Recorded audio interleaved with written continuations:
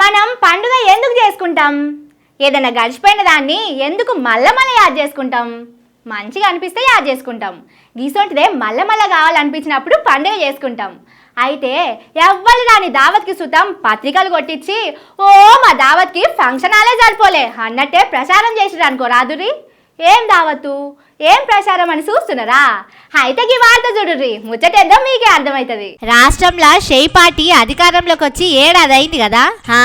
ఈ 12 నెలలు రాష్ట్రాన్ని ప్రజలను మా చక్కగా చూసుకున్నారట షై పార్టీ సర్కారోళ్ళు. సీఎం రేవంత్ సారు ఓట్లప్పుడు ఏమేం చెప్పిండో గా హామీలన్నీ ఒక్కటి లేకుండా నెరవేర్చిందని తెలంగాణలో జనాలు మస్తు సంబరాలు చేసుకుంటున్నారట.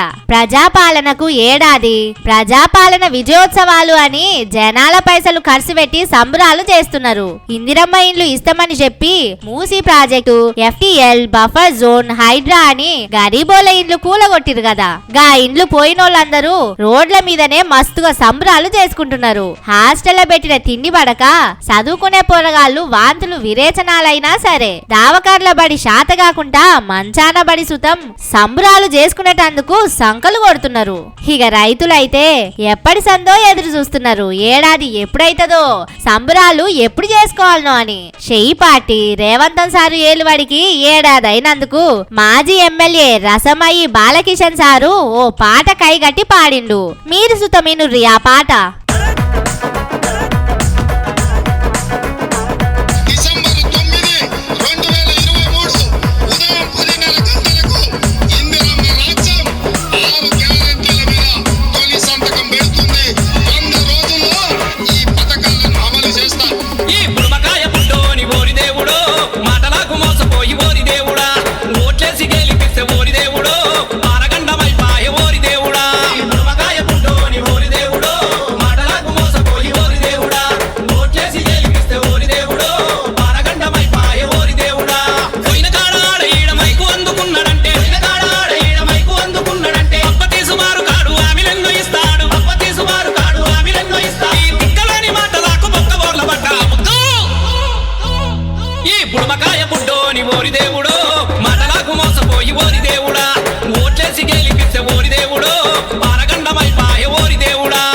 ఏంది ఈ పాట గిట్ల పాడిర్రు? ఒక దిక్కు జనాలందరూ సంతోషంగా సంబరాలు చేసుకుంటుంటే గీ రసమై సారేందో పాట గిట్ల పాడిండు.